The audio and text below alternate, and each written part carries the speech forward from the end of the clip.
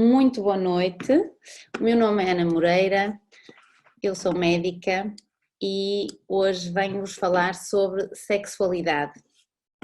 Dentro de um tema que decidimos iniciar sobre conselhos de vida, estamos aqui na bela cidade do Porto, como conseguem ver atrás de mim. Claro que agora não podemos sair de casa, portanto isto é a maravilha da tecnologia que nos põe aqui estas coisas. Bom, então vamos iniciar a nossa palestra, se eu conseguir pôr isto.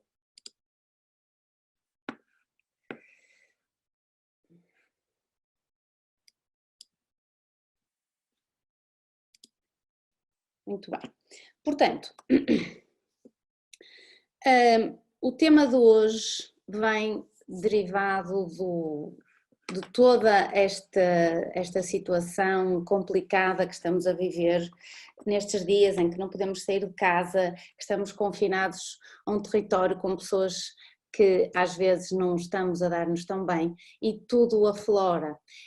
Nesse sentido, resolvemos iniciar uma série de conselhos, chamados Conselhos de Vida Integrativa, dentro da área da medicina integrativa em que trabalhamos, e o primeiro tema foi a sexualidade, para ver se nos animamos um pouquinho nestes tempos.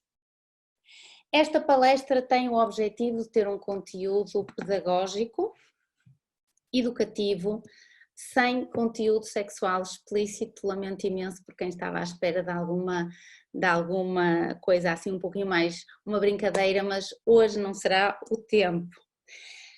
Como sempre, pedimos-vos que gostem das nossas redes sociais, tanto no Facebook, a rede do Life Coach, como do Centro de Medicina Integrativa, como no Instagram, as duas redes sociais. No YouTube, todas as palestras que demos anteriormente e todas as palestras que estamos a dar online também vão para o YouTube. Como sempre, também uma coisa que eu digo, não acreditem em nada do que eu vos vou dizer, tenham as suas próprias experiências no referente à sexualidade, muito mais do que nunca. Esta é uma frase dita por Buda há cerca de 2000 anos. O que é que eu gostaria de vos falar aqui hoje? Primeiro, iniciarmos pela definição de sexualidade. Qual é a definição de sexualidade para podermos saber o que é que estamos a falar? O que é que todos queremos realmente na vida? Quais são os tipos de amor que existem? Como é que é a história da sexualidade no mundo? A anatomia básica do ser humano, tanto do homem, da mulher e as zonas erógenas que nos correspondem, e depois um pouco da fisiologia da relação sexual. E a seguir vamos iniciar com quais os bloqueios a uma atividade sexual satisfatória, porque é que nós não conseguimos todos ter uma atividade sexual satisfatória, e neste sentido complicamos um pouquinho o sexo e portanto vamos aprender como é que descomplicamos o sexo e como é que descomplicamos o sexo para depois podermos ter orgasmos e percebermos que realmente o sexo tem benefícios para a nossa saúde. Como é que dicas nos indicam os diferentes países de sexo pelo mundo, algumas curiosidades e, por fim, como melhorarmos os relacionamentos amorosos ou conjugais, de forma a que, quando acabarmos a palestra, então possam todos pôr em prática nas vossas casas. Bom, então em termos de definição de sexualidade, a relação sexual, coito ou cópula, são termos que se referem principalmente à inserção e fricção do pênis, geralmente ereto, na vagina, com a finalidade de estimulação sexual ou reprodução, o que também se denomina sexo vaginal. Embora os termos relação sexual, em particular coito, se refiram principalmente à penetração pênis-vagina e, portanto, à possibilidade de criação de descendência, que é o processo de fecundação propriamente dito, também existem outras formas, como sabem, de sexo penetrativo. O sexo que vamos falar hoje aqui nesta palestra é o sexo consciente, é um sexo entre parceiros fixos, relações homo ou heterossexuais. Sabemos que as relações sexuais nos proporcionam intimidade física entre duas pessoas e que são praticadas com o objetivo do prazer físico ou prazer emocional, contribuindo, portanto, para o fortalecimento de laços afetivos entre duas pessoas. Mas porquê é que é assim tão importante falar de sexo? Porquê é que hoje me deu na cabeça de vir aqui falar de sexo para ver se nos animamos todos? Porque o sexo, assim como a respiração, assim como a comida, assim como a água, assim como o sono, assim como a homeostasia, que é o equilíbrio do nosso corpo, assim como a excreção urinária ou intestinal, o sexo é uma necessidade básica. Segundo a pirâmide das necessidades básicas do ser humano, de Maslow, o sexo entra, como vem aqui na última linha, o sexo entra na necessidade básica fisiológica. Depois temos outras necessidades, como por exemplo as necessidades de segurança, que são as necessidades de termos uma família, são as necessidades de termos recursos económicos, são as necessidades de termos saúde e depois as necessidades do amor ou dos relacionamentos, portanto as necessidades da amizade, da família e da intimidade sexual, portanto há uma separação entre o sexo e a intimidade sexual, e depois as necessidades da estima, que são as necessidades que eu tenho de ser estimada, respeitada pelos outros, respeitar os outros, de ser confiável, conquistada, e as necessidades que são as mais pequenas que nós temos, mas que existem, que são as necessidades da moralidade, da criatividade, da espontaneidade, da solução de problemas e ausência de preconceitos. O que é que foi? Ai não? Oh meu Deus. Bom. Parece que não está a avançar aqui os slides. Ora, vê agora.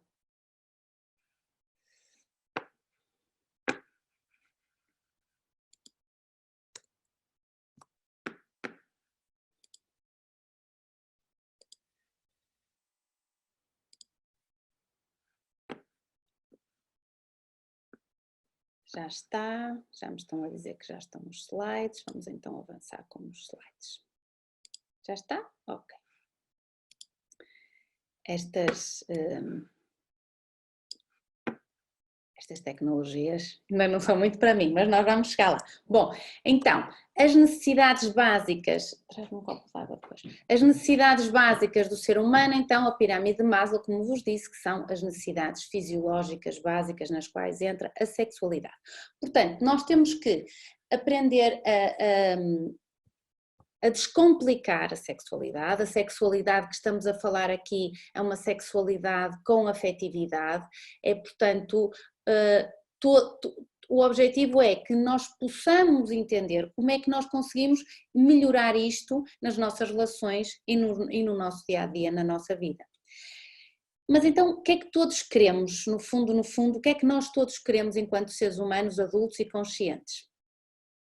Bom, começamos com esta anedota da Branca de Neve, que o príncipe lhe diz: Branca de Neve, por que é que tu estás tão feliz? E a Branca de Neve responde: porque depois de tanta maçã até que enfim banana. Portanto, esta anedota é que me inspirou a fazermos então esta palestra. Bom, então o que é que todos nós queremos? Nós queremos uma relação amorosa que tenha adrenalina, que tenha pica, que seja intensa, com um sexo maravilhoso, frequente, ardente, amoroso, erótico, que tenhamos um bom ambiente conjugal sem discussões. Isto é o que todos nós ansiamos, mas como sabem, as maiores queixas que temos na consulta são queixas exatamente de relacionamentos. Então, o que é que se passa? O que se passa é que, assim como quando somos bebés e começamos a ter dentes, aprendemos a lavar os dentes e o sexo também se aprende, também se pratica, e o sexo deve ser feito todos os dias. Assim como lavamos os dentes todos os dias, nós podemos perfeitamente ter uma relação de sexualidade com intimidade e afetividade todos os dias. E quando fazemos isto, descomplicamos, deixamos de estar reprimidos e, portanto, temos muita mais afetividade, muito mais amorosidade, e isso depois vai se verificar nos outros aspectos da nossa vida conjugal. Por isso, não é para esperarem por amanhã, isto é já para fazer hoje, estes conselhos são para entrar em prática. Como é que vamos melhorar a nossa vida sexual, a nossa vida amorosa e, principalmente, por isto que estamos a viver agora. Paulo Coelho disse: um dia vamos acordar e não vamos ter mais tempo para fazer as coisas que sempre quisemos, fazemos-las agora. E é mesmo agora, porque estamos a ter a oportunidade, estamos todos confinados em casa e, portanto, vamos aproveitar esta oportunidade para melhorarmos a nossa vida em família, melhorarmos a nossa vida conjugal. Vê agora se está a passar. Está a passar? E este momento é como é, porque o universo é como é. Portanto, tudo é perfeito, tudo é maravilhoso, desde que entendemos que as coisas acontecem no momento exato e no momento correto. Consegues? Consegue-se ver? Bom, ok. Ok, vamos deixar ficar assim, porque senão parece que dá aqui alguns problemas. Bom, então vamos agora perceber que tipos de amor é que existem.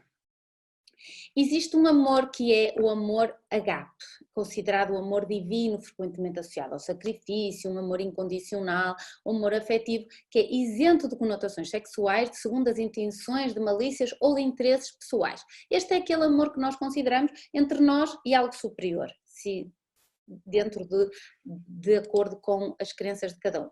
Depois temos um amor que é o chamado amor filos, portanto que é o amor fraternal, que envolve lealdade, igualdade e mútuo benefício, é um amor de amizade que não monopoliza, não escraviza, não cria dependência, é um amor pela sabedoria, que pode ser um meio de crescimento mental, intelectual e cultural.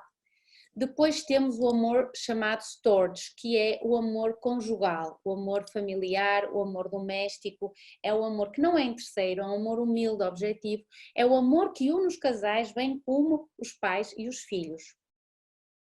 E depois temos o amor eros, que é o amor físico, o amor da carícia, o amor sexual, o amor carnal, o amor repleto de paixão, a pura atração física, que se manifesta no instinto da união e no instinto da reprodução e no instinto da descendência.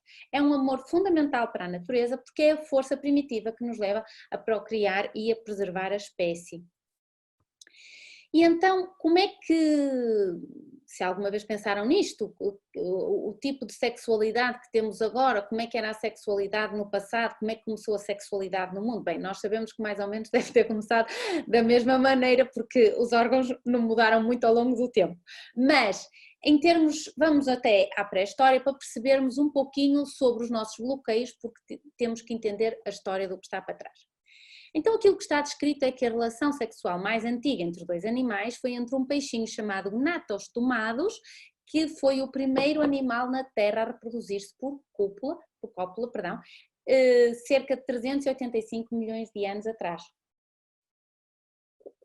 E na pré-história, como é que era na pré-história, como é que se reproduziam, como é que eram as relações sexuais na pré-história. Portanto, os homens da pré-história já distinguiam sexo de reprodução. Grande parte da arte pré-história tem um conteúdo sexual explícito e na idade na pedra usavam métodos anticoncepcionais como ervas e já se masturbavam segundo figuras que temos rupestres. Já havia variação nas posições sexuais e, muito interessante, no Paleolítico dominava a poligamia, portanto, as mulheres dormiam com os homens, as mulheres tinham relações sexuais indiscriminadamente com todos os homens da tribo, porque o que interessava era a descendência.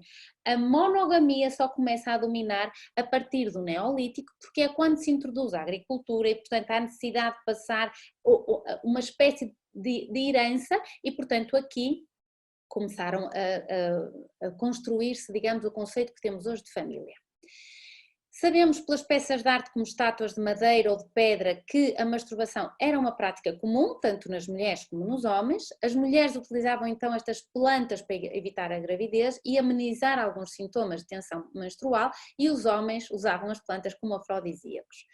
A atividade sexual era praticada pelos homens da pré-história, bem como atividade com animais selvagens. Sabemos pelas estátuas eróticas que podiam indicar os primeiros indícios de pornografia e quando o homem passa à bípede é que começa a haver um novo foco de atração sexual, que são as mamas, porque quando andávamos de quatro patas, realmente só o rabinho é que interessava. Portanto, o ser humano nesta altura passa a ser um dos poucos animais que faz sexo cara a cara.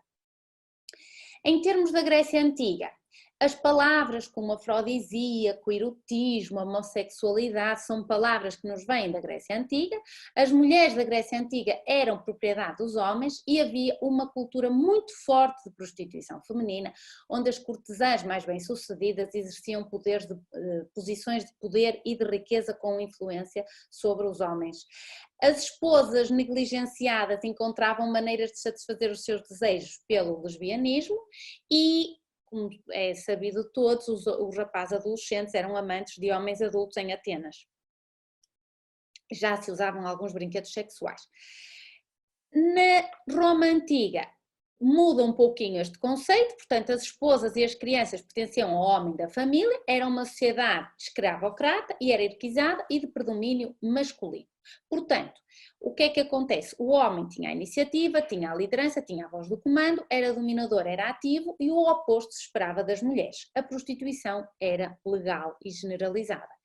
Na Idade Média, aqui os bárbaros já eram apegados à terra, aos cultos da fertilidade, o sexo era uma prática corrente nos rituais, nas festas que ocorriam nas épocas da colheita e do plantio, portanto eles ofereciam à natureza estes rituais, e as pessoas andavam nuas, homens e mulheres tomavam banho juntos, as amas masturbavam as crianças para que as crianças ficassem mais calmas, não existia obrigatoriedade do celibato para os religiosos, portanto até ao século XI os padres tinham uma vida sexual ativa. A partir do século XII, as abadesas então perdem poder e espaço na Igreja Católica, ganha esta visão aristotélica da mulher por parte da doutrina da Igreja, e começam a surgir as imposições e é aqui que se estraga a brincadeira toda, porque o sexo então só acontece dentro do casamento, como o único objetivo da procriação, não pode haver demonstração de paixão entre os cônjuges e começam a haver os pecados. A prostituição é um pecado, o adultério é um pecado, a homossexualidade é um pecado, o autoerotismo, a masturbação é um pecado. E também se determinam os dias em que se podem ter relações sexuais, meus amigos, vejam bem. Portanto, a culpa instala-se no imaginário popular, assim como o medo do inferno por causa dos pecados. A partir do século XVI, essencialmente, e depois a partir do século XVIII, com o advento do puritanismo, então há uma mudança de caráter e na moral e nos valores do homem muito marcadas, então o homem passa a ser contido, regrado, controlado, sem exacerbações de erotismo ou de sensualidade. O vitorianismo então modifica o comportamento do homem, portanto o comportamento de regrado e oscilante da Idade Média passa a ter um comportamento muito regrado e portanto o sexo passa a ser desprovido de prazer. Há uma ideologia sexual repressora que norteia o comportamento e as atitudes sexuais dos indivíduos, com reflexos importantes até ao dia de hoje, como sabem. Portanto, o século XIX, ou seja, a partir de 1800, torna-se o palco ideal para esta repressão sexual, baseada em padrões e normas negativistas e restritivas, que então sustentam o controle sexual. Portanto, os católicos, os protestantes, os médicos e os educadores, todos normatizavam os comportamentos sexuais através de postulados pseudocientíficos, porque isso não estava escrito em lado nenhum, mas foi o que entenderam que deveria ser. Na Idade Moderna, a liberdade que no pós-guerra torna difícil voltar à velha vida, reparem nestes resultados, 70% dos homens nos Estados Unidos recorreram a prostitutas durante a guerra, 50% dos maridos foram infiéis, 37% dos homens e 17% das mulheres tiveram uma experiência homossexual durante a guerra. A partir dos anos 60, com o advento da pílula anticoncepcional, inicia-se a revolução sexual que veio libertar minimamente esta repressão que nós sentimos durante tantos séculos. Bom, e agora explicar um pouquinho sobre a anatomia básica feminina e masculina. É muito importante iniciarmos esta diferenciação com as crianças, explicar às crianças que o sexo não é sujo, que os órgãos genitais não são sujos, que quando uma criança está a tocar-se temos que saber que isso é normal e é desejável que assim aconteça, faz parte das fases infantis, essencialmente explicar-lhes que há diferenças e que devem respeitar os seus próprios corpos. A anatomia básica feminina, claro que se reparam, esta figura já é uma figura moderna, porque já não tem pelinhos, porque agora toda a gente gosta de se depilar, antigamente as figuras não eram assim. A mulher tem os grandes lábios e tem os pequenos lábios que protegem o clitóris. O clitóris, como vem aqui nesta figura, é uma porção de tecido que é extremamente rica em terminações nervosas e é isso que lhe dá a sua sensibilidade à excitação. Fazendo um corte da mulher, percebemos que a vagina é um tubo, é um canal elástico e que termina depois no útero. É por isso que a ejaculação no fim da vagina, no colo do útero, os espermatozoides, não sei se conseguem ver com o ponteiro, os espermatozoides sobem pelo útero e vão encontrar, se tiver havido um óvulo que se soltou dos ovários, portanto estas duas estruturas aqui, uma de cada lado branquinhas, são os ovários, e viajam por este tubinho, que são as trompas de Falópio, para se irem encontrar então com um espermatozoide. Um corte sagital mostra que o primeiro tubinho que vocês veem aqui é, portanto, a uretra, que é uma diferença que temos para o homem. Esta é uma das explicações porque também muitas mulheres têm infecções urinárias, porque a uretra é mais curta, como vocês veem aqui vem a bexiga, portanto que é um saquinho onde se vai acumular a urina até ser libertada para o exterior, e depois a vagina que vai terminar então no útero, e por trás temos os intestinos. E portanto conseguimos ver aqui o fundo da vagina, o útero, os dois ovários, um de cada lado, e as trompas de Falópio. Anatomia básica masculina, com o órgão genital masculino, com o escroto com os dois testículos. O corte sagital mostra-nos que a uretra é o mesmo canal para ejacular e para sair a urina, obviamente não ao mesmo tempo, para o caso de estarem a pensar como é que a coisa funciona. Basicamente existe uma tampinha que faz com que quando o homem ejacula não vá sair a urina. Portanto, vemos aqui o corte do pénis, a glande, que é uma zona correspondente ao clitóris da mulher, portanto com muitas terminações nervosas, os dois testículos e depois as vesículas seminíferas. Então, em termos de zonas erógenas da mulher, obviamente que vai depender de pessoa para pessoa, mas na generalidade a maioria dos estudos o que nos mostram é que as orelhas são um ponto erógeno, o pescoço é um ponto erógeno, a zona dos ombros é um ponto erógeno, os mamilos são 2 pontos erógenos, a zona do umbigo é um ponto erógeno, o clitóris obviamente, as mãos e os pés vai depender de pessoa para pessoa, e a zona das virilhas e o interior das coxas. O meu filho é o meu ajudante técnico. Bom, o homem, alguns homens indicam a zona dos olhos como pontos erógenos, a boca obviamente, o pescoço, os mamilos, o abdômen é um ponto erógeno masculino, as virilhas, claro, a glande e as mãos e os pés. Muito importante é sabermos que existe um músculo chamado músculo pubococcígeo, não sei se conseguem perceber aqui nestes 2 slides. O músculo pubococcígeo nós conseguimos senti-lo quando estamos a urinar e paramos a micção. Quando nós paramos a micção, este esforço de parar a micção existe porque contraímos um músculo que se chama o músculo pubococcígeo. Este músculo deveria ser contraído voluntariamente ao longo do dia, tanto por homens como por mulheres, permite o controle da ejaculação muito melhor para o homem e permite que a mulher sinta um orgasmo muito mais exacerbado do ponto de vista feminino. Por isso, lembrem-se.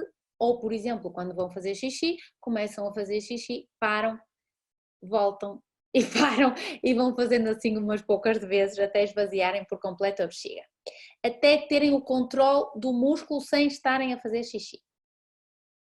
Bom, em termos de fisiologia da relação sexual propriamente dita, o sexo é química, ou seja, dopamina, serotonina, um conjunto de neurotransmissores que nos vão dar a sensação física, os sintomas, aquilo que sentimos, a excitação do sexo propriamente dito.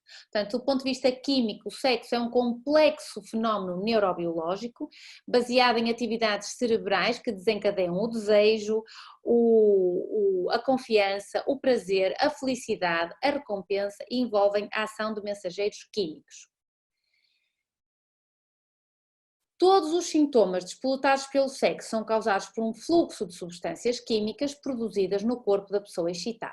Portanto, o ato sexual tem 3 fases essencialmente três fases: a fase de desejo, que é a primeira fase, quando nós, pelo estímulo visual, pelo estímulo tátil, pelo estímulo auditivo, nós sentimos desejo. A segunda fase, que é a fase da excitação, e depois a terceira fase, que é a fase do orgasmo, e eventualmente a fase da resolução. Portanto, com base nestes compostos químicos que atuam no nosso cérebro, nós conseguimos perceber estas três fases.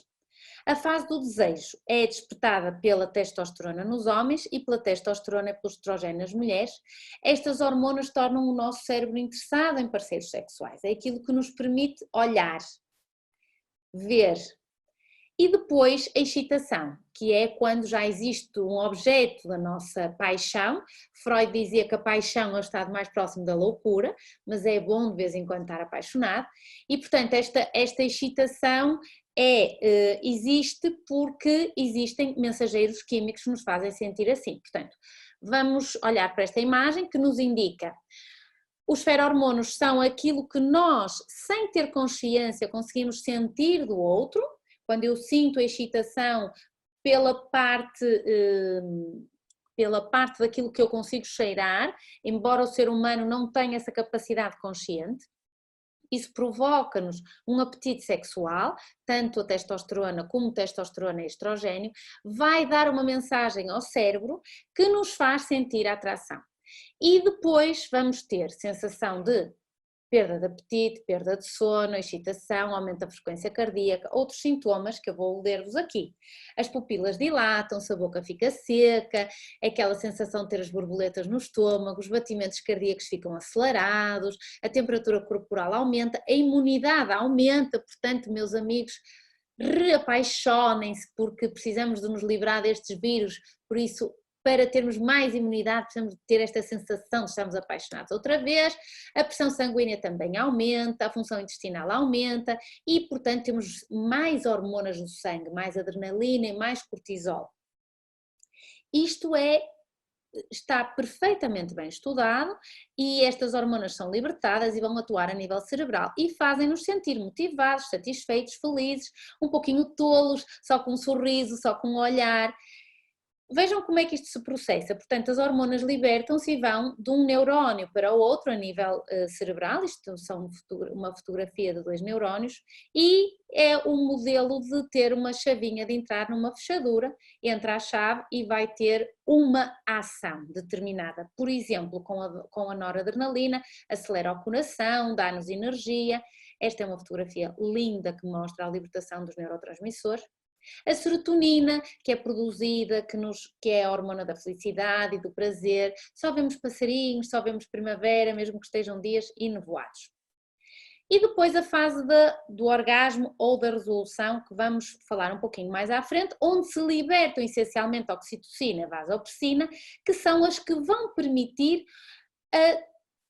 a segunda fase, se quiserem assim, depois da primeira fase da atração propriamente dita física entre as pessoas, que é a fase da ligação, que esta fase existe quando estas hormonas que são libertadas durante o ato sexual fazem com que tenhamos carinho, tenhamos sensação de segurança, de ternura, de ligação pelo parceiro, de fidelidade. A vasopressina é indispensável para garantir a fidelidade dos parceiros sexuais e, portanto, estes laços vão se mantendo e o amor sexual vai evoluir para um amor maduro, que é caracterizado pela sensação, pelo sentimento de companheirismo. Nesta fase em que já há uma ligação entre os parceiros, a intimidade é muito maior, as pessoas conhecem-se e mesmo assim querem estar juntas, já queiram os tabus quando começamos qualquer relação, exprimem ou devem exprimir as suas necessidades e preferências, devem falar abertamente das suas fantasias, dos seus desejos e, portanto, também sentem muito mais vontade de fazer experiências sexuais um com o outro. Portanto, esta era a parte da química, para entendermos que, assim falando, o sexo é química, porque existem neurotransmissores que inundam a nossa corrente sanguínea, mas o sexo também é física. Física no sentido de energia, a energia sexual. Há uma troca imensa, intensa, profundíssima entre os campos energéticos dos seres humanos que estão a ter uma relação sexual. o sexo é energia, porque nós temos, aqui esta é uma fotografia lindíssima que mostra, desenhada obviamente, a ligação energética entre duas pessoas que estão a ter uma relação sexual. Porquê que eu chamo a atenção? Porque nós temos 7 chakras. Os chakras são centros de energia que existem desde a base da pelvis até à nossa cabeça. Cada chakra está relacionado com uma determinada glândula e quero-vos chamar a atenção de que nós só usamos 10% do cérebro. Se acham que são inteligentes, só usam 10% do cérebro e também só se apercebem de 0,1% da realidade. Portanto, nós achamos que a realidade é tudo o que nós vemos, o que ouvimos, o que tocamos, nós achamos que tudo o que vemos, ouvimos e tocamos é a realidade, mas na realidade, perdoem-me a redundância, nós só percebemos 0,1% desta realidade. O que é que isso significa? Significa que aquilo que eu acho que é verdade não é tão verdade assim, ou pode não ser tão verdade assim. Porquê é que estou a falar disto? Porque nós não vemos, ou a maioria de nós não vê estes corpos subtis que nós temos à nossa volta, os nossos campos energéticos. Nós temos literalmente um campo de forças ao nosso redor, que é um campo eletromagnético, e que este campo eletromagnético, esta aura, está relacionada, como eu disse, com as glândulas endócrinas. E, portanto, quando nós temos uma relação sexual, é a forma mais intensa, mais íntima de troca de energia entre duas pessoas. Lembrem-se que tudo no universo é energia, tudo vibra, segundo o Tesla, e que a energia segue o pensamento. Cada pensamento meu cria uma impressão, cria uma marca num campo total de inteligência do universo. E cada célula é um ponto de consciência dentro do campo de consciência maior universal. Então, se a energia segue o pensamento, se eu penso ou idealizo outra pessoa, o objeto do meu desejo, por exemplo, na masturbação, eu já estou a trocar energia com o campo energético dessa outra consciência. Chamo a atenção para isto porque nós temos que nos proteger. Sabemos que nos temos que nos proteger no ato sexual, a proteção infecto-contagiosa, chamemos-lhe assim, mas também temos que ter uma proteção energética, porque quando eu troco energia com outra consciência na relação sexual, a minha aura pode ficar danificada, pode ficar doente pelo intercâmbio energético da outra pessoa, se a outra pessoa não estiver bem energeticamente. Vejam, por exemplo, a aura aqui a minha é à minha esquerda, uma que está perfeitamente bem desenhada com violeta e a outra não tem quase violeta nenhum. Aqui esta fotografia mostra 2 auras de cada pessoa separadamente e nesta foto já conseguimos ver as auras dos parceiros após o ato sexual, porque se misturam as energias.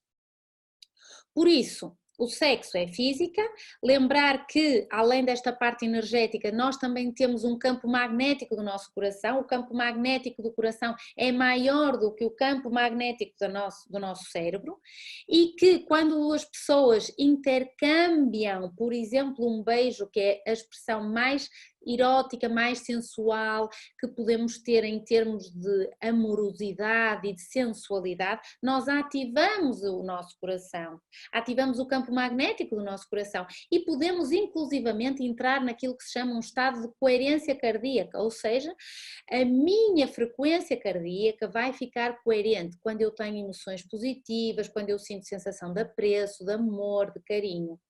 Enquanto vejam, por exemplo, o quadro de cima, quando eu tenho frustração, ansiedade, preocupação, irritação, eu estou em incoerência. Isto é uma das grandes causas das doenças crónicas, porque a coerência cardíaca é importantíssima para o meu sistema imunitário.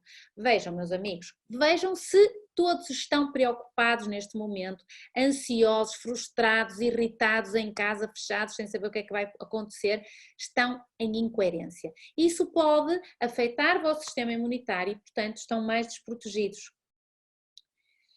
O campo elétrico do coração é 60 vezes superior ao do cérebro e no coração também existem axónios. E o campo magnético é 5.000 vezes mais potente que o do cérebro. Pode ser medido até 3 metros de raio o campo magnético de cada um. Vejam, por exemplo, aqui o campo magnético de 2 pessoas e depois quando estão em estado de coerência cardíaca, estas 2 consciências. Bom, então quais são os bloqueios que nós temos ou que podemos ter para uma atividade sexual satisfatória? Os bloqueios ao prazer ao longo da história. Por exemplo, segundo o Kama Sutra, a mulher devia ser fiel, que ama o seu marido, tratá-lo como um deus, satisfazer todos os seus desejos, manter a casa limpa, evitar a companhia de mulheres corruptas e à refeição ter os alimentos que ele gosta.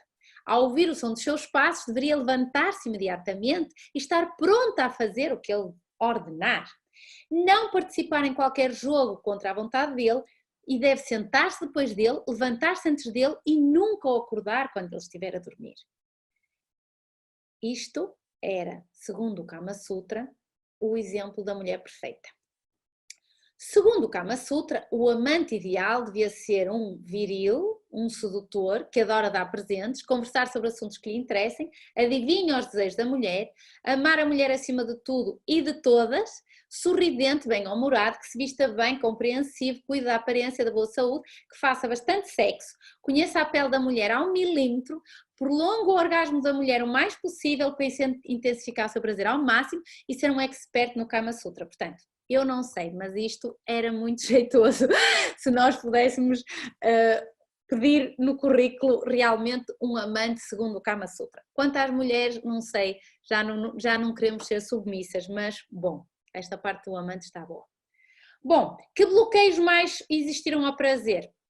A curta esperança de vida que existia até há 100 anos atrás, as gravidezes indesejadas, os abortos de repetição, toda a repressão da Igreja Católica, como já expliquei desde o século XII, e o próprio casamento, a própria instituição do casamento, porque os cônjuges não podiam dar aso à sua sensualidade, ao seu erotismo, e o sexo devia ter dia marcado e só para a procriação.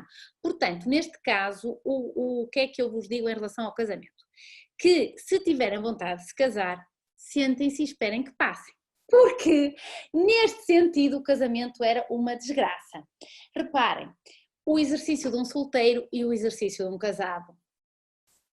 O sair de um solteiro, o sair de um casado. O veículo de um solteiro, o veículo de um casado. Os programas favoritos de um solteiro, os programas favoritos de um casado.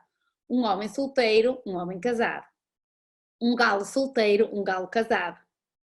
Então, calma que ainda estamos solteiros. Mas a Branca de Neve não ficou solteira, arranjou um príncipe maravilhoso e 7 anões para ajudar, passarinhos, florzinhas. Só que a Branca de Neve da vida real é bem mais complicada, porque já não existem as damas do palácio e as fadas madrinhas. Então, precisamos de começar a olhar a vida com outros olhos. Porque nós colocamos muitas expectativas nos nossos parceiros, nas nossas relações, nós temos expectativas assim e sai-nos a realidade assado. Os ciúmes, a rotina, o comodismo, isto leva aos bloqueios ao prazer e à sensualidade na sociedade em que vivemos. Portanto, nos dias de hoje, estes bloqueios são a educação repressiva que continuamos a ter. Nós não sabemos educar as nossas crianças para uma sexualidade consciente, para uma intimidade consciente. A baixa libido nas mulheres, sem dúvida, segundo o Journal of Sociological Review, há uma divisão injusta das tarefas domésticas, da rotina da vida familiar e do trabalho.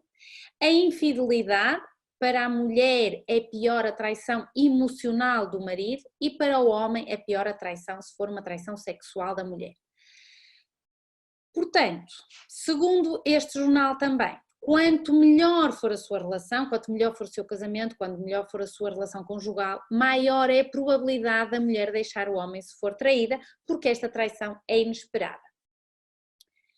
Outro bloqueio à nossa sexualidade são as tecnologias digitais. Portanto, nós hoje gastamos muito do nosso tempo nas redes sociais, no computador, na internet, a navegar. E o outro bloqueio são as crenças amorosas. A crença de que viveram felizes para sempre, o Walt Disney é maravilhoso porque entretém as crianças, mas coloca no imaginário infantil, principalmente nas mulheres, a ideia de que sim, é que procurar o príncipe. Todas as histórias amorosas e que nós sabemos que são histórias como, por exemplo, esta história lindíssima do Taj Mahal, do Príncipe Khurram e da Mutsa Mahal, o Romeu e Julieta, o Dom Pedro e Dona Inês. Bom, então, tudo isto, todas estas crenças, tudo isto que nós temos no nosso cérebro, a educação que vem da nossa infância e aquilo que nos educam e que nos passam, nós complicamos muito o sexo. Complicamos o sexo pelo trabalho, pela vida familiar, pela falta de tempo, pelo barulho mental constante que temos na nossa cabeça, porque vivemos preocupados com o futuro, portanto a ideia é que descompliquemos o sexo. Para descomplicar o sexo, nós temos que entender que existem diferenças fundamentais entre os homens e as mulheres. O cérebro da mulher, por exemplo, tem uma memória para datas maravilhosa, vejam ali um buraco bem grande para conversa, memória para saldos, memória para compras e ali um sítio especial para a roupa. O cérebro do homem tem vários arquivos para sexo, para o futebol e cerveja, a sensação de serem o máximo no volante. O sexo tem uma área bem determinada. Então, o raciocínio masculino e o raciocínio feminino são diferentes, de acordo com a parte cerebral. Vejam como é que um homem mantém o seu carro arrumado e como é que a mulher mantém o seu carro arrumado. Vejam como é que o homem mantém o seu quarto arrumado e como é que a mulher mantém o seu quarto arrumado. O comando da mulher tem, como veem, vários botõezinhos. O comando do homem tem 3, cerveja, sexo e futebol. As mulheres têm um sapato para cada ocasião, festa, balada, ir ali, academia, em casa. O homem tem um sapato. A mulher tem shampoo, creme de rosto, creme de corpo, esfoliante. O homem tem um sabonete. Hoje em dia já não é bem assim, mas pronto, isto tem piada. A mulher então arranja-se e vai, faz uma dieta, vai ter um encontro, compra uma roupa nova, uma bijuteria nova, uns sapatos novos, pinta o cabelo, hidrata a cara, pinta as unhas, compra uma lingerie, blá blá blá, e o homem toma banho. Claro que as mulheres veem as cores de cerca de 32, o homem vê 7. Os homens, quando vão às compras, fazem um corredor do supermercado, as mulheres vagueiam pelos corredores. A mulher tem copos para tudo, o homem tem um copo. E vamos passar isto à frente. Os homens são felizes. Como é que os homens são felizes? Qual é a lista para deixarmos um homem feliz? Fazer comida, fazer sexo, deixá-lo em paz e deixá-lo sair com os amigos. Esta é a lista para fazer um homem feliz. E para o homem, a mulher perfeita seria algo mais ou menos assim, com pouca conversa. Para a mulher, o homem perfeito tem de ser um super-homem, temos uma lista enorme de como é que queremos o nosso homem perfeito, amigo, companheiro, bonito, amante, charmoso, bom na cozinha, seja eletricista, seja decorador, seja psicólogo. E nós somos complicadas, mas é hora de descomplicar, porque quem gosta de mulher complicada e com problemas é o psiquiatra. Então, caros ouvintes, vamos descomplicar isto. E como é que nós vamos descomplicar isto? Vamos aprender a ser mais eróticos, a ser mais sensuais, vamos sanar as relações que já tivemos no nosso passado, vamos falar de alguns alimentos afrodisíacos, vamos entender o ritmo circadiano do dia e da noite, porque isso melhora a nossa saúde, e quando nós estivermos melhor do ponto de vista físico, emocional e mental, nós também vamos estar melhor para nos entregarmos a uma relação amorosa ou sexual sem problemas. Os homens são como os carros. Podemos ter diferentes versões, diferentes modelos, mas servem mais ou menos para o mesmo. Portanto, minhas queridas, tanto faz. O que importa é que vocês sejam felizes e estejam bem nas vossas relações. Vamos então aprender um pouquinho sobre as culturas sexuais, o que é que nós podemos ir buscar das culturas sexuais, como por exemplo o tantrismo. O tantrismo deriva da filosofia tantra, que nasceu na Índia há cerca de 5.000 anos. Estou-me a rir, vocês estão a escrever. Foi uma brincadeira, vá. A palavra tantra vem do sânscrito, quer dizer instrumento de expansão da consciência, isto porque sabemos que uma relação sexual é passível de dar aquilo que se chama a expansão da consciência, uma transcendência, uma iluminação. É uma filosofia tribal que ensina a ter na experiência sexual propriamente dita um caminho então para o despertar da Kundalini, que é a Kundalini, para quem não sabe, é considerada a energia sagrada da vida. O Tantra trabalha, portanto, a energia sexual, que é a responsável dos orgasmos. Não se trata propriamente da ejaculação, portanto, o objetivo é a sensação máxima do êxtase que o momento do orgasmo proporciona. O taoísmo é proveniente da China, há cerca de 2.000 anos, e no taoísmo temos a consciência que a sexualidade é uma parte integrante do ser humano. Portanto, estas filosofias orientais têm uma visão metafísica do sexo, que é uma fonte de saúde, de juventude, de poder pessoal. Portanto, é uma ciência completa de regeneração da saúde, porque se entende que a potência sexual e a força física, a arte de fazer amor, fazem com que o homem e a mulher se mantenham saudáveis. Enquanto que portanto, no taoísmo chinês não há separação entre o amor e o sexo, nós aqui no Ocidente, infelizmente, temos uma separação entre o amor, que consideramos que é bom, e o sexo, que é mal visto, que consideramos sujo, cheio de culpa, que nos vem da nossa educação católica de tantos séculos de repressão. Os chineses não. É bom a paixão, é bom o sexo, é bom o amor, tudo é considerado positivo desde que hajam alguns determinados princípios, obviamente. Que mais podemos fazer para então atingirmos este estado de nirvana espetacular com as nossas relações? Muito importante é sanarmos as nossas relações do passado. Vai ser a sexualidade passada porque é as relações do passado. Devemos fazer as pazes com o nosso passado para que não arruinem o nosso presente, porque o passado está na nossa cabeça, porque já passou, o futuro está nas nossas mãos, nós temos capacidade de o alterar.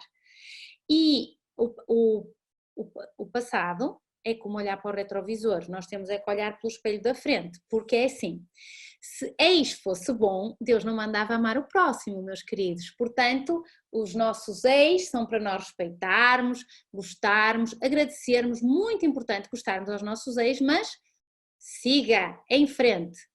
E perdoar, entender o que aconteceu e perdoar, tudo se pode entender e se pode perdoar.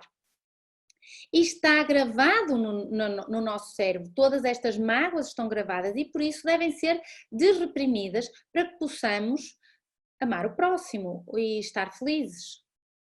Perdoar é aceitar o outro e as consequências sem expectativas, sem julgamentos e para recomeçarmos então a viver. Porque enquanto tiverem raiva contra uma pessoa ou contra uma situação, a única pessoa a quem estão a magoar é a vocês próprios. E portanto devemos resolver estas raivas antigas, principalmente nós sabemos que há algumas relações complicadas que acabaram mal, que as situações, enfim, não foram de agrado, de qualquer modo devem ser entendidas, devem ser perdoadas. Porque não existem relações erradas, não existem relações fracassadas, só existem lições que precisávamos de aprender. E como é que é uma das formas de nós sanarmos isto? Escrevermos uma carta aos nossos cônjuges, ou ao cônjuge, ou ao ex-cônjuge, e agradecer, primeiro, no mínimo 10 motivos pelos quais devem agradecer aquela relação, porque mesmo que a relação tenha deixado de existir e tenha sido uma relação complicada, houveram situações boas, no início as pessoas dão sempre bem, gostam de estar juntas, melhoram alguma coisa da sua personalidade e por isso nós devemos agradecer estas relações para que a relação atual possa ter mais significado. Esta é uma forma de substituir o ex-marido nas fotos, colocar ali um chimpanzé, já sei que vão ralhar comigo, mas teve tanta piada. Bom, então, e como é que também há outra forma de sanarmos isto? sanarmos a nossa árvore genealógica.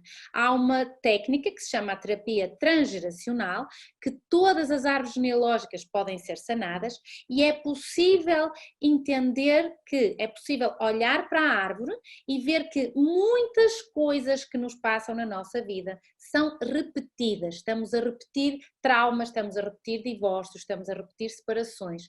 Então nós devemos desenhar a nossa árvore, olhar para os nossos antepassados, escrever as datas, fazermos a sanação da nossa árvore. E depois, eventualmente, se gostarem desta área, que é uma área que eu gosto muito, há atos simbólicos para libertarmos os nossos conflitos familiares, quer com cartas, quer com fotografias.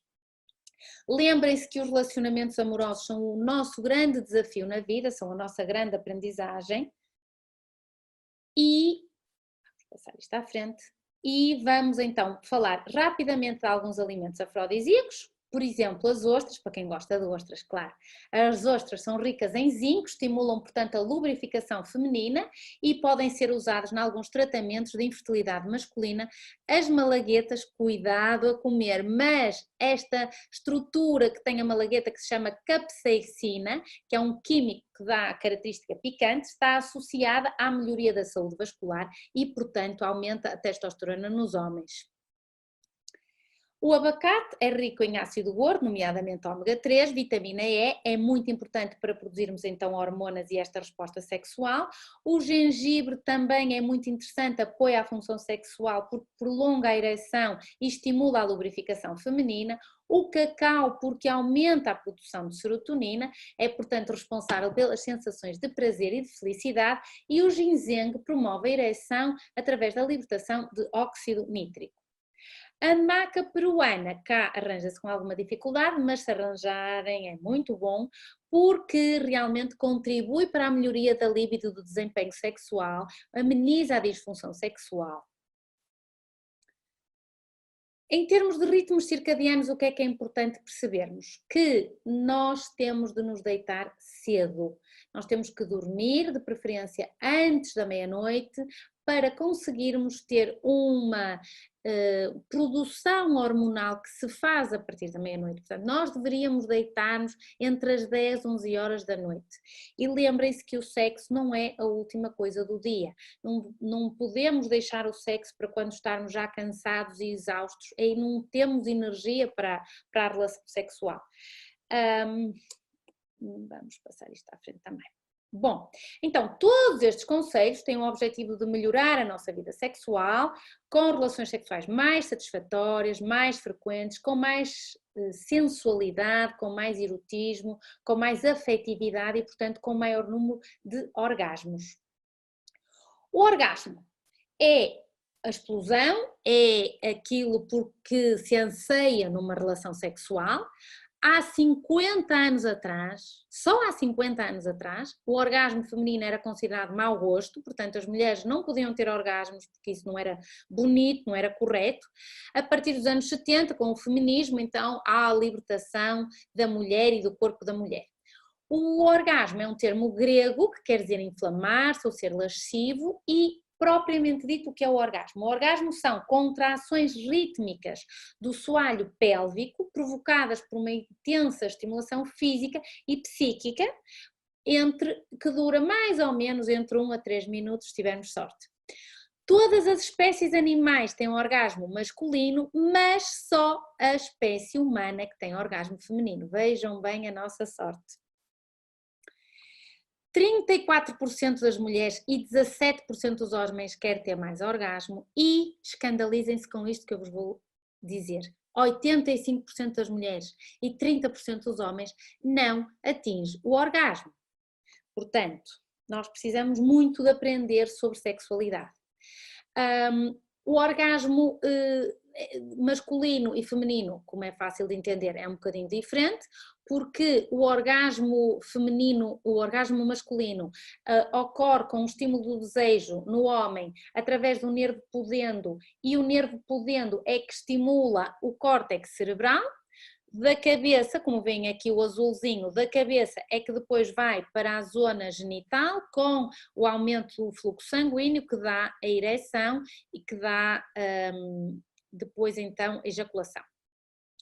O orgasmo feminino é com os mesmos estímulos que o homem, mas é acionado imediatamente o sistema nervoso central e depois vão haver libertação de hormonas que vão estimular a musculatura, dirige-se sangue para a zona pélvica, inicia-se a lubrificação vaginal, aumenta a vagina, o clitóris aumenta de tamanho e depois, quando existe o orgasmo, há aumento da frequência cardíaca, respiratória e da pressão arterial.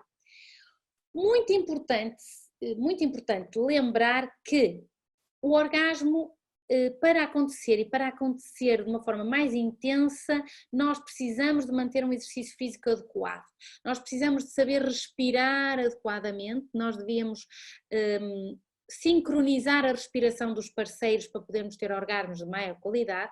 A masturbação é muito importante, sozinhos ou em conjunto com a dupla, e experimentar diferentes posições então para o orgasmo. Lembrar que o orgasmo feminino tem uma vantagem em relação ao masculino, a mulher pode ter multi-orgasmos,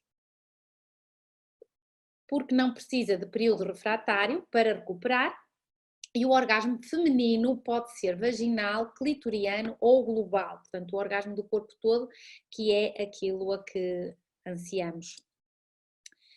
Uma curiosidade, com a masturbação, segundo o relatório Kinsey, um americano, uma mulher demora 3 minutos a chegar ao orgasmo, com relação sexual, uma mulher demora cerca de 8 minutos a chegar ao orgasmo. Portanto, o conselho para o orgasmo é: insista, persista e nunca desista. Vamos continuar a tentar ter os melhores orgasmos do mundo. Não sei com quem é que se vão comparar, mas pronto, isso agora é com cada um. Bom, em termos de benefícios para a saúde, foi isso que me fez levar a desenhar esta palestra. Então, o sexo melhora a densidade óssea. Ora, isto é muito importante, principalmente nas mulheres pós-menopáusicas. As mulheres pós-menopáusicas, como sabem, têm uma atrofia vaginal. Portanto, com a frequência das relações sexuais não se chega a dar tanta atrofia vaginal e melhora a densidade óssea, portanto não vamos ter tanta osteoporose. O sexo aumenta uma imunoglobulina que nos protege do ponto de vista imunológico, que é a imunoglobulina A, portanto melhora a nossa imunidade. E o sexo também nos permite preservar a nossa saúde das nossas artérias, mais ou menos correspondente a um exercício físico moderado. Mas atenção, para que isto seja verdade, de que o sexo equivale a um exercício físico moderado e que aumente, portanto, o trabalho cardíaco e a tensão arterial, nós temos que ter relações sexuais de 30 minutos 5 vezes por semana, meus queridos. Portanto, se não quiserem ir para o ginásio, já sabem para onde é que têm que ir. O sexo também fortalece a musculatura pélvica, muito importante essencialmente para as mulheres por causa da incontinência. O sexo queima calorias mais ou menos semelhante a um jogging de 7 km, produz endorfina. As endorfinas são umas substâncias que são antidores, são um maior analgésico para o nosso corpo, portanto, se têm dores, faz favor praticar. E também o sexo diminui os níveis de ansiedade.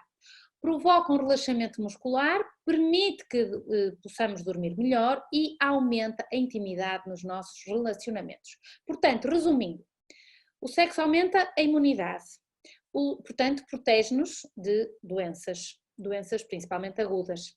O sexo diminui as hormonas de stress, diminui a dor de uma forma geral, relaxa a musculatura.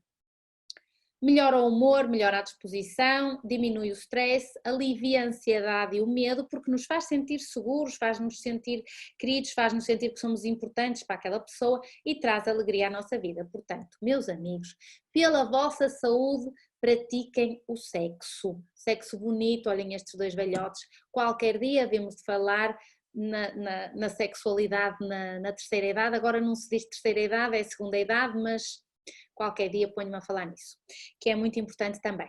Bom, em termos de dicas de sexualidade no mundo, e penso que estaremos quase a terminar, então, nas Filipinas aconselham os casais a tomarem banho juntos, na Grécia a partilhar as fantasias sexuais um com o outro e pedir-lhes, portanto, partilharem as fantasias sexuais, no Vietnã aconselham a manter o contacto visual durante o sexo, Na França, a ter relações sexuais apenas com homens que amemos, minhas meninas. No Chile, nunca comer brócolos ou chocolate antes de ter sexo, porque os brócolos provocam gases e o chocolate reduz a libido. Vejam bem, portanto, chocolate reduz a libido. Na Ucrânia, explorar o corpo e descobrir novas zonas erógenas e, quando estiverem juntos, então comentarem um com o outro.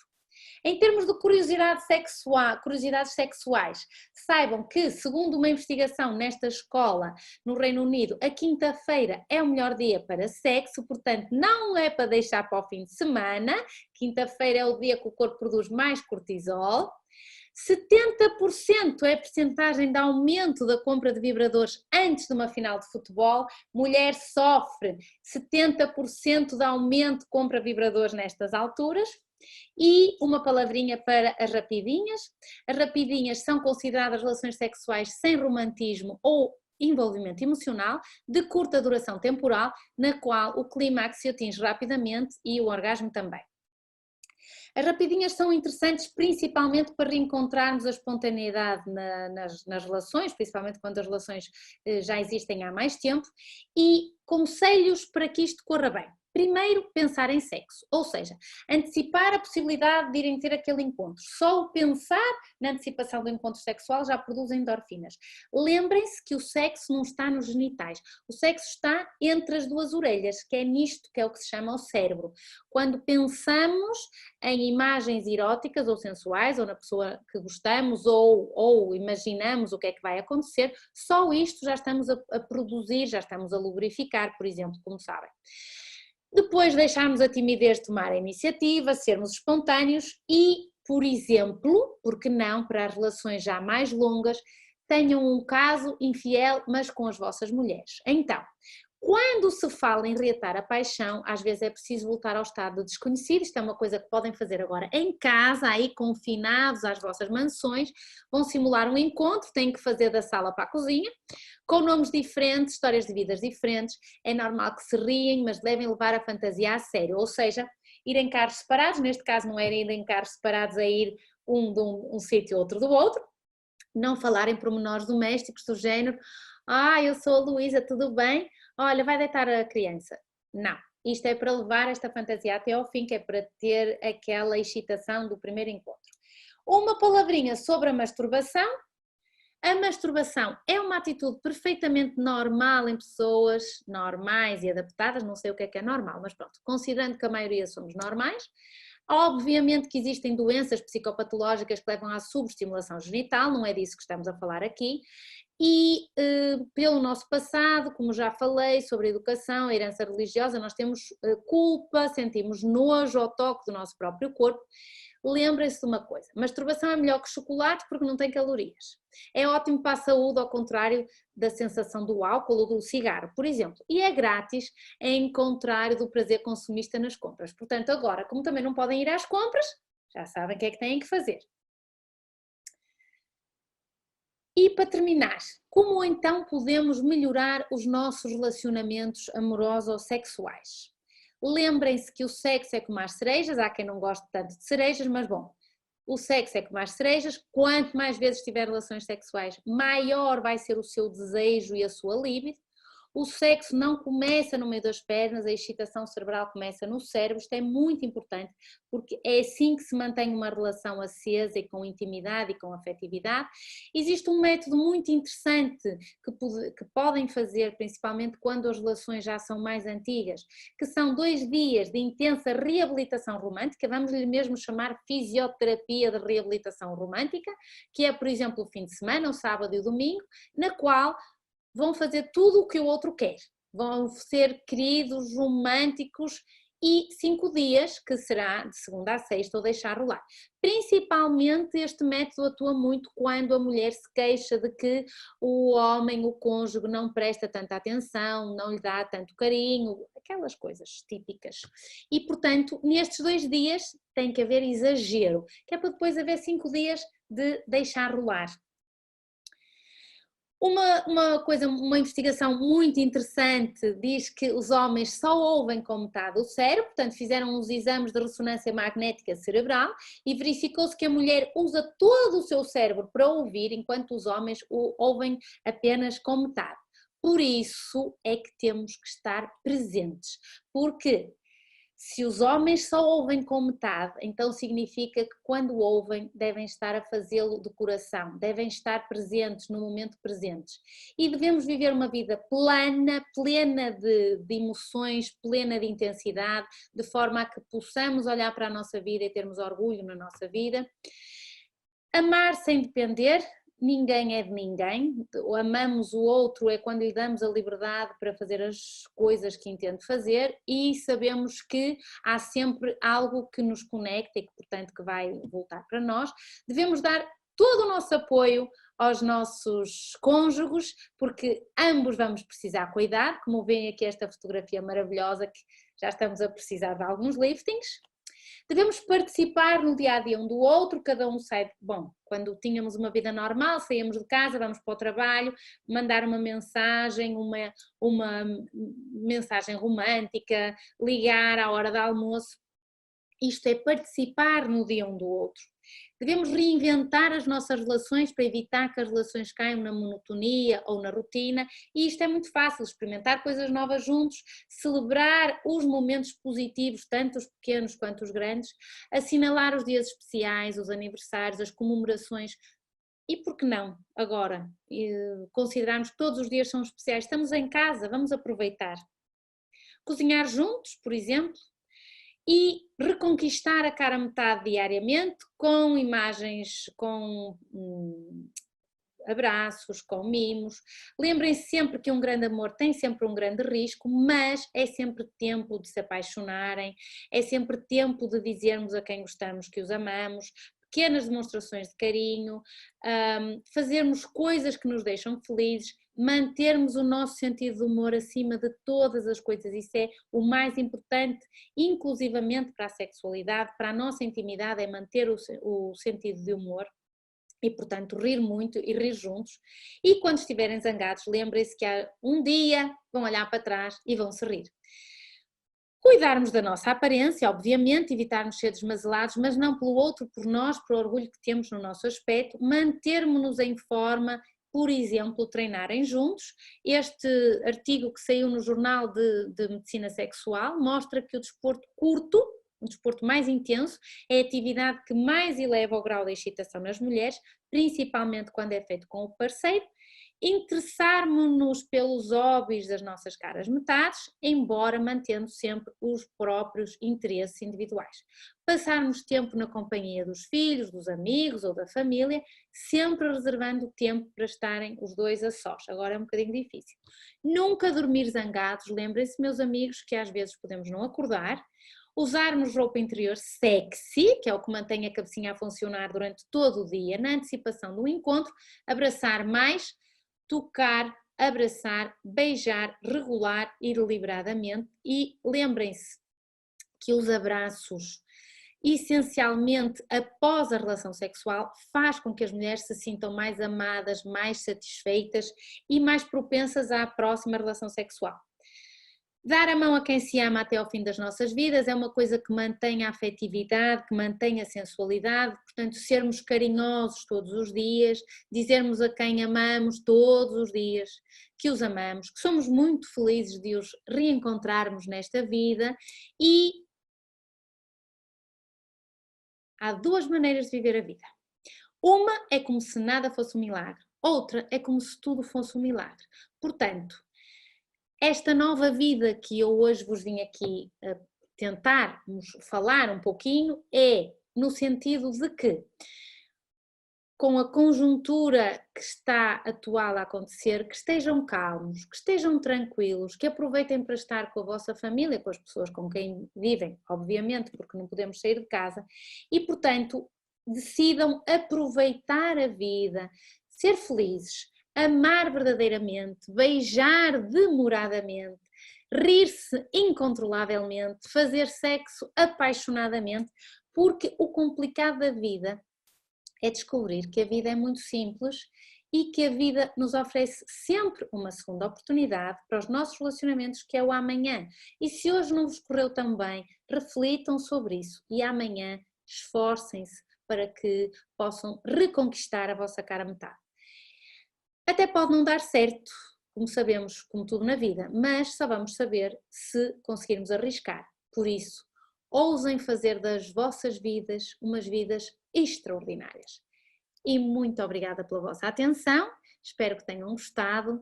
Vamos tentar fazer mais palestras agora enquanto estamos aqui confinados a casa, a ver se eu acerto com estas coisas das tecnologias e até à próxima.